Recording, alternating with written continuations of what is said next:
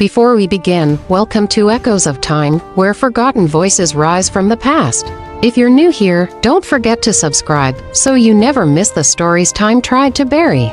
73 CE, Judean desert. The sun crests slowly over the barren cliffs of Judea. Wine stirs the sands, revealing jagged rocks, the silent expanse of the Dead Sea in the distance. Towering above it all, a lone mountain fortress. Masada, a defiant scar on the earth, a final stand against the unstoppable machine of Rome. They say the desert forgets, but this place remembers everything. Masada, the rock that defied an empire. I saw it rise out of the dawn like a ghost from rebellion.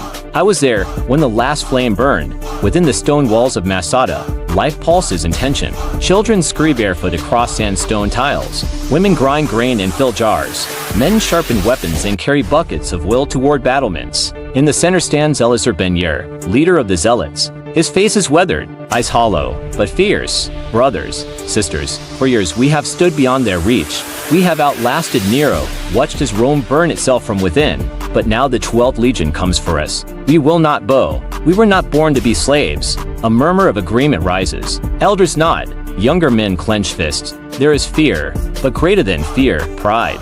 This is not just a fortress. This is the last breath of Jewish resistance. Below the mountain, the Roman war machine stirs. Rows upon rows of tents. Smoldering fires. Engineers draw plans on rough parchment. Pointing at the plateau above, thousands of soldiers, organized, relentless, begin hauling stones, logs, and clay toward the base of Masada's western face. At the heart of it stands Legate Flavius Silva, tall, cold, calculating. He studies the rock like a surgeon planning an incision. It will take time, but stone falls to strategy, and all men, eventually, break. They are already broken, says the centurion. They just don't know it yet. They watch the desert shimmer. Above them, the Jews watch back, ready to die before surrendering. Children are rushed indoors. Buckets of tar are passed hand to hand. Archers take position. Full jars are stacked. Their weapons are simple. The enemy is not. Eliezer kneels before a low flame in a brass lamp. He whispers a prayer, not for victory, but for strength. Strength to choose death over chains. That flame would be the last light before the storm.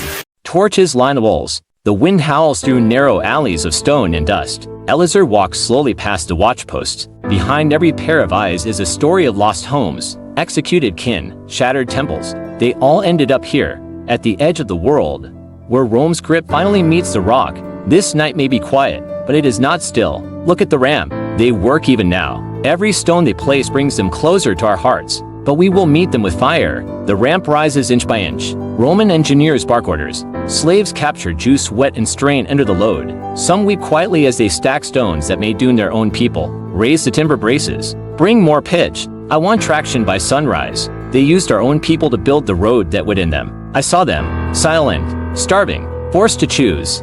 Lift or be whipped. We told ourselves it was mercy, but mercy has no place in conquest. To zealot boys, barely 14, keep watch. They chew on stale bread, eyes fixed on the glowing torches below. Do you think they'll come tonight?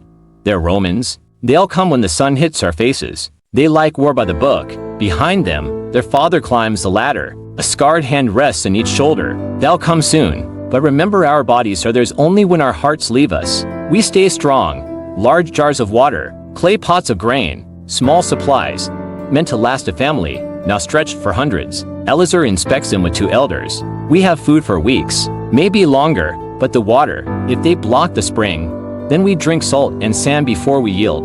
We are not here to survive. We are here to remain unbroken. Some whisper, that escape is better. That may be a tunnel. No more tunnels. No more running. This is where we hold.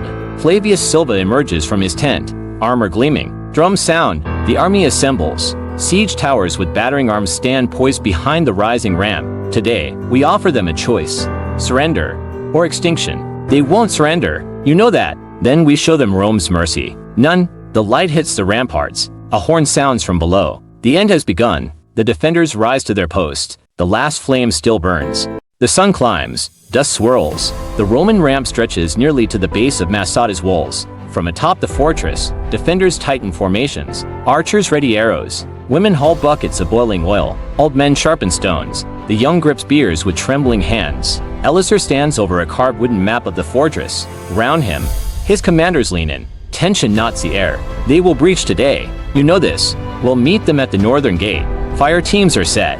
Slingers are waiting. If they bring the towers forward, we target the wheels, cripple them before they touch the walls. This is no longer about winning. It is about remembering who we are. The men nod.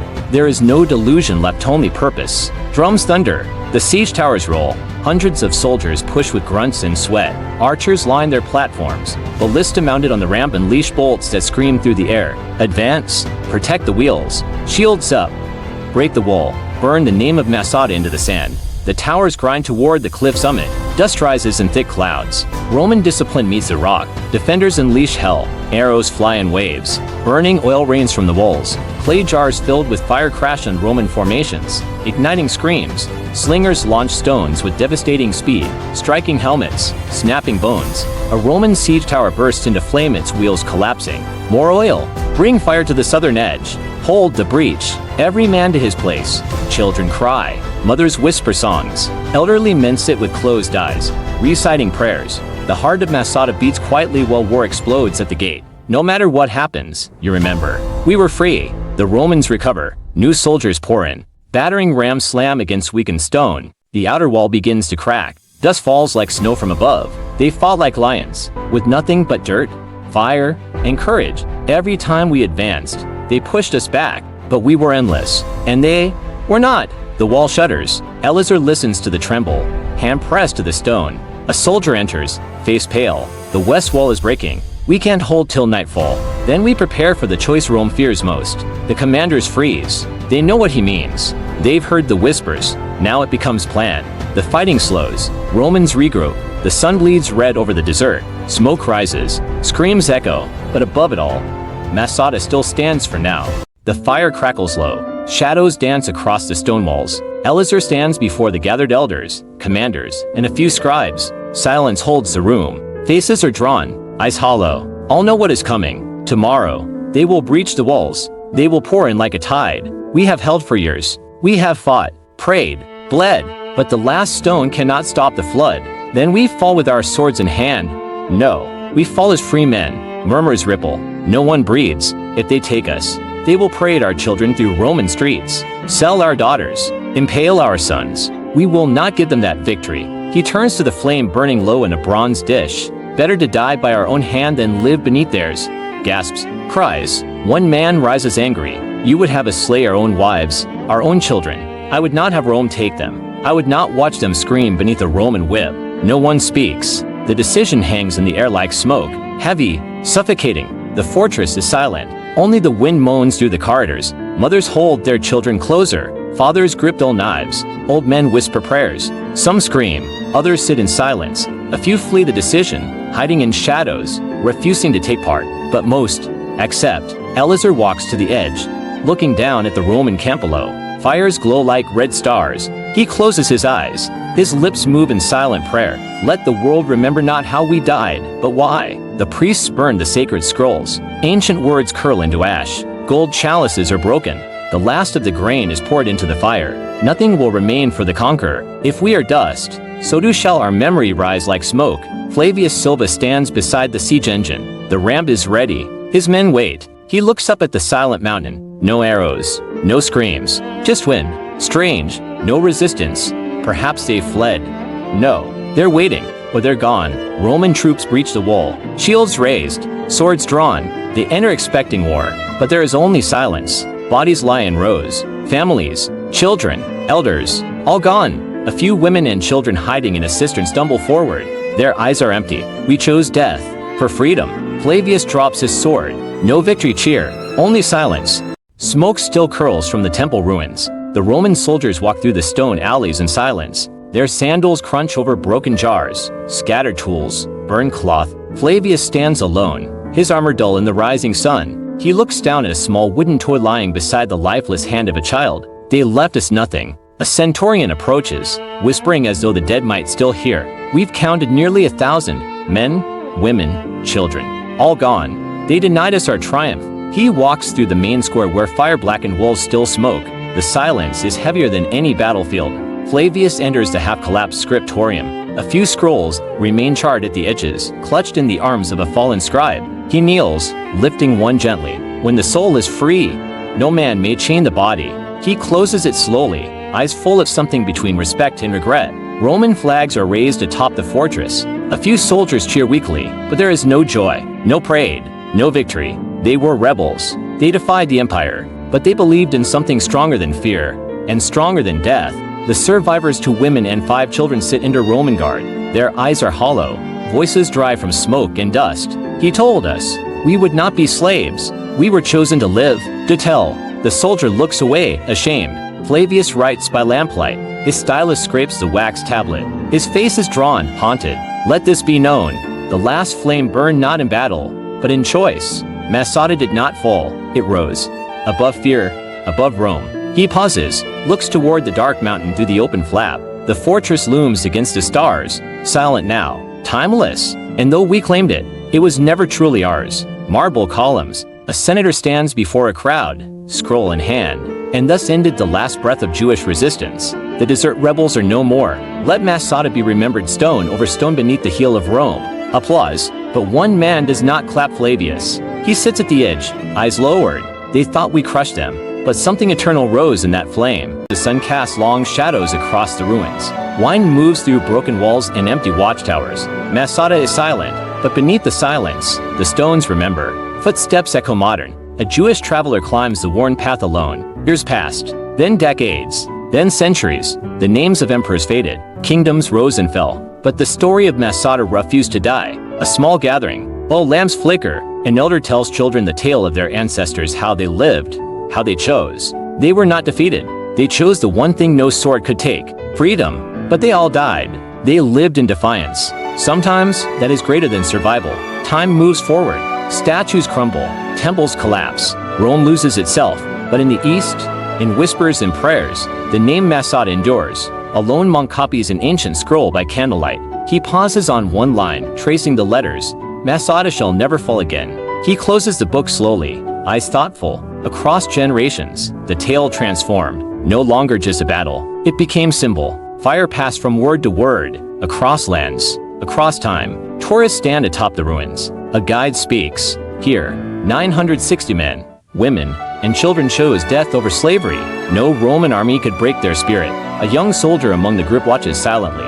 Young IDF soldiers stand with torches under the stars. They take an oath beside the ruins. Masada shall not fall again. Drums beat. Flags rise. Fire flickers across stone. It was never about winning a war. It was about refusing to kneel.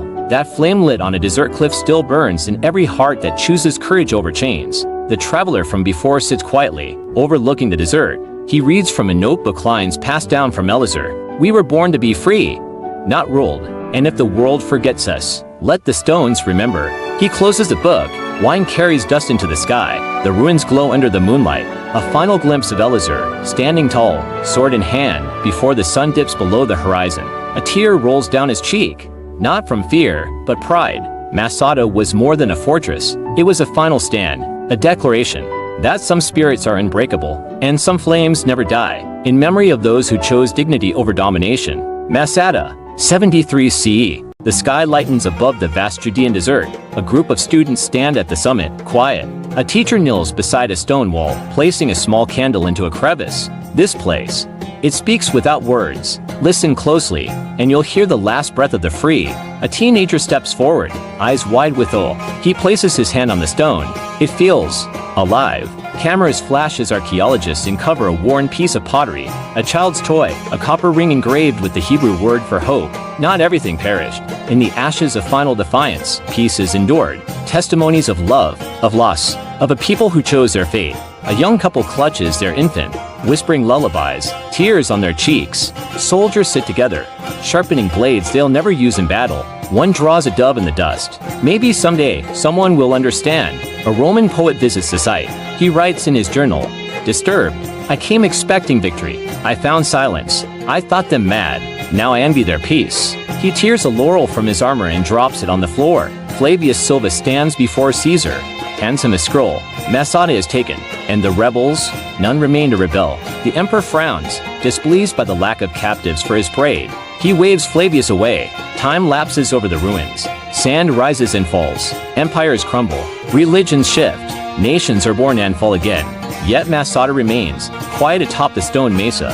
and touched by time. Their story passed through ages not by the hands of kings, but the voices of the nameless. Children reenacting the story in school plays. Soldiers lighting torches on the cliff.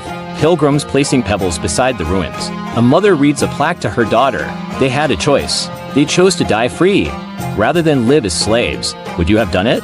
The mother doesn't answer. She looks out the window toward the cliff.